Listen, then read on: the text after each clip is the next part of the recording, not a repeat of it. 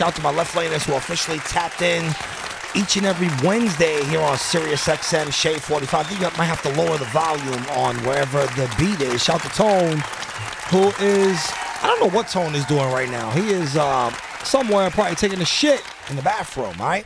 So there's a brand new record right now, How's It Going Now, featuring Jeremih by my guy Droptopslim. He's here. Welcome to the Punchline Academy, brother. What's up, man? What's up, bro? Appreciate you feeling? for You good? having Looking me. too cool for school? Yeah, I'm feeling good. How many blunts you smoked before you came here, man? A few, right? Nah, I stopped smoking. I ain't smoking in a minute. Did you? Yeah, I stopped. Yo, you know what's crazy? When I stopped smoking, I mean, I'll indulge every once in a while, but I was having withdrawals.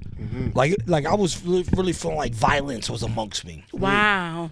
Did you feel the same way, or? Nah, I ain't feel like violence was amongst me. I got in a state where like, cause usually like I like to control things, not like things that's out of my control, but things I can't control. I like to control. You know what I'm saying? So I like to put pauses on shit. Like if I feel like it's becoming too much, or if I'm doing it, or if I'm overindulging in it. So I ain't really feel no type of way. I feel like it's just mental, really. Like and I'm a cool dude, so I don't really be tripping like that. So feel me? So he felt regular. Yeah, I was regular. Yeah. But I was fiending though. I ain't gonna cap. I was fiending for the first, like, I say the first week. I was wanting to smoke, but you know what I'm saying? It's all mental, so I was you know, Harlem is a very interesting place because I feel like they've gentrified so much of New York City. But when I go down Lenox, it feels like the 90s. Like, it feels like I could go get like a bag of chocolate somewhere, or like yeah, it depends on where you at on Lenox, because it's like nah, I think when you go past Lenox, when you go towards the east side, that's when it get crazy over there. But even zombie Lenox, lane. like, so they got like the Red Rooster on like 125th, and then like as you keep going, you see it. You're like, it's like old Harlem. Yeah, nah, for sure. For sure. Harlem still got that culture there still. You know what I'm saying? Even though they gentrified it, that's never going to die, I don't think. Because Harlem is full of culture, so. Yeah. So being from Harlem, like, what are some of those influences that you get? Because I mean, obviously, Dougie Fresh is your pops, right? And that's well said. But, like, just being in the area, Harlem, like, that vibe, like, do you incorporate that in your music? For sure. Everyday life. Like, I went to school in Harlem. I was raised there. I originally came from Brooklyn. I used to live in Brooklyn first, and then I moved to Harlem. My pops moved me uptown, and then ever since I was there, it's just like I said, it's a lot of culture. Like, you got the people on 125th Street selling incense. You got mixtape culture was heavy there. So, you feel me? Rap was like prevalent. Like when I was growing up and shit, the DVD culture. You know what I'm saying? Like fresh culture. Like niggas is getting fly up there all day. Like that. It's like a fashion show. You know what I'm saying? And as far as like music, like you said, my pops, like Cam, Mace, dudes like Big L, just knowing that they came from there, you know what I'm saying? It's like a bar that they set, like we trying to achieve or try to take it further than where they took it, you know what I'm saying? But it's a lot of influence there. Even the people in the streets, like the people got like a lot of like character to them. You know what I'm saying? Like they coming up with all types of new slangs every day. Like word, it's crazy. New dance every day. New dance, new slang, new way of talking, new way of dressing. Like it's always people moving, pushing shit forward. Like you know what I'm saying? Yeah, official uptown shit. Yeah. Now being the son of a legend, Dougie Fresh, and I've had many sons and daughters of legends. We just had Second Gen Wu, that's Wu-Tang Kids, obviously Tom L, Rakim's sons on the label. Well, I've had a bunch of people up here, Corey Guns, right? So do you ever feel like any pressure or maybe people prejudging you because of the lineage you come from? That's a good question. I think it is a lot of prejudgment. Like they expect you to be a certain way because like and they don't really know my story or know what I've been through, you know what I'm saying? They expect it to be what they think it is, like because I guess the stigmas that was placed on hip hop children before, I don't really know why niggas, like, you know what I'm saying, think the way that they think. But I think it's a lot of prejudgment.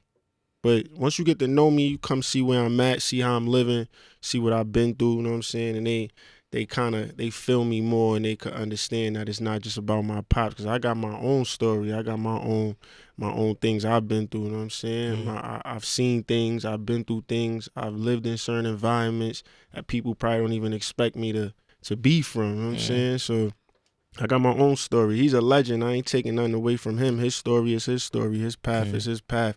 It's my story. I'm creating my own lane, my own path. But it's also a blessing that comes with that. You know what I'm saying? It's like it's an honor.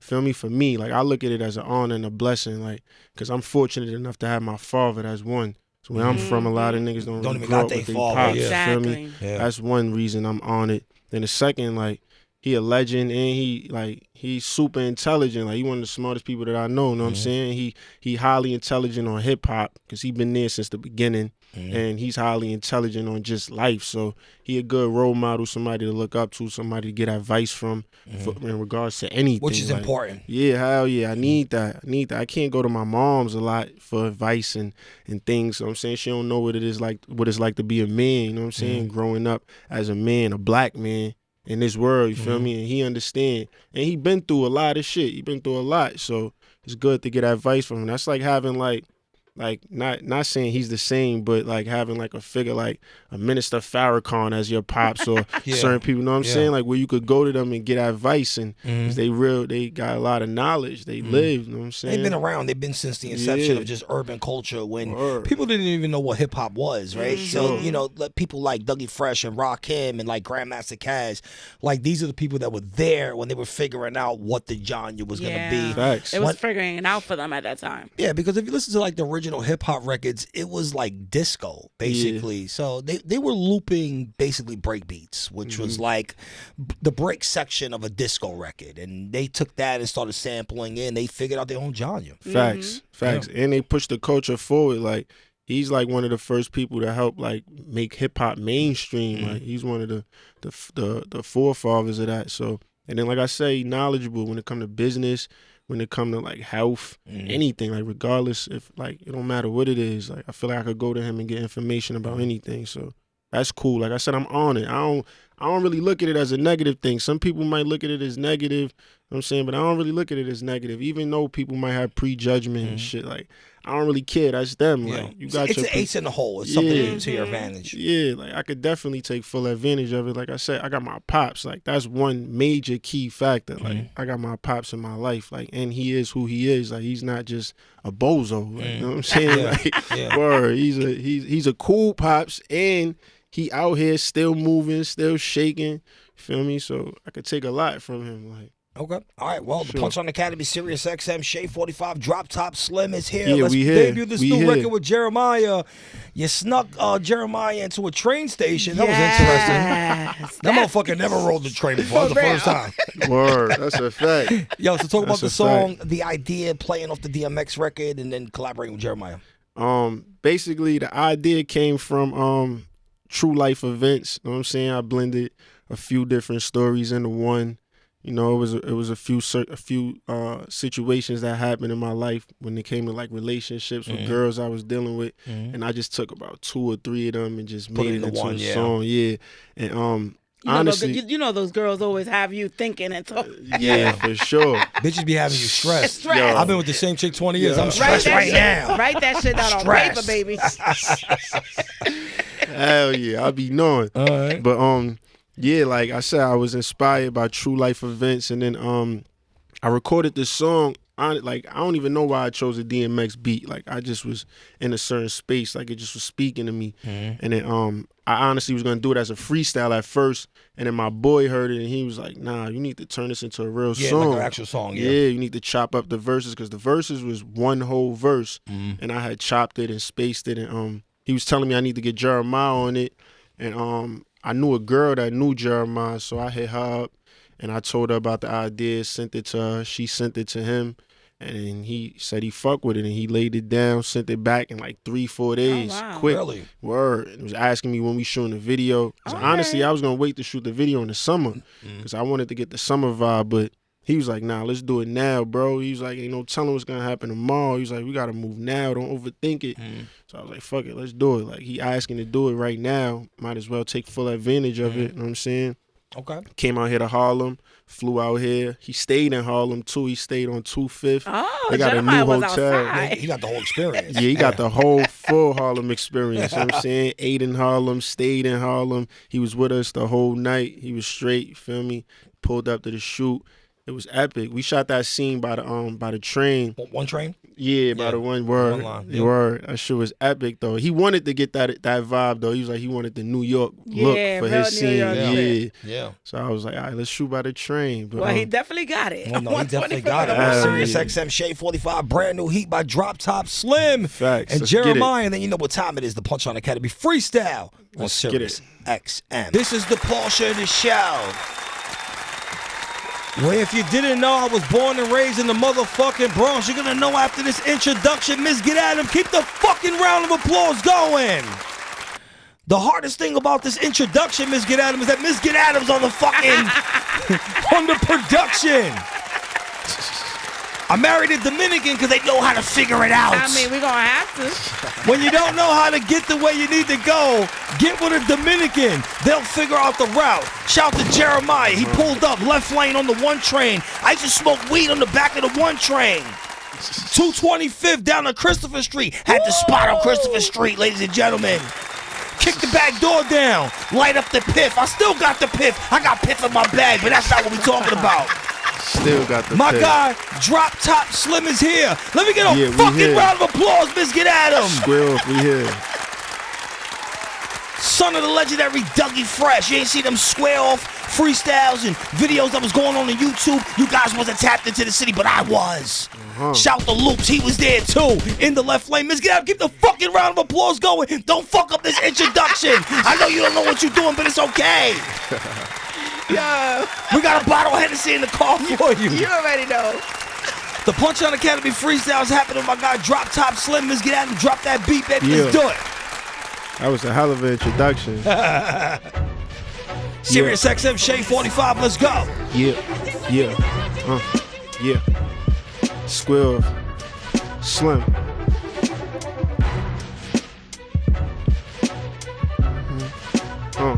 Check. Shea Pills home, still gang screaming free RV. Breaking bread with Tata, but I don't come from Marcy. My bitch with me resemble Ashanti.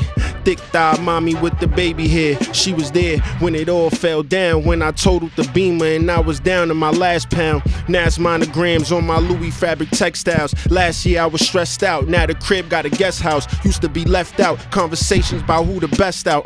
Can't have one foot in and one out. Cause niggas really thuggin'. My enterprise hurt niggas. You think we rented something? Tell a pilot keep the engine running. This gon' be a short trip. I'm just here to get this money. Feel like I can't even function anytime I sit with lames. I don't do this shit for fame, man. I do this shit for game.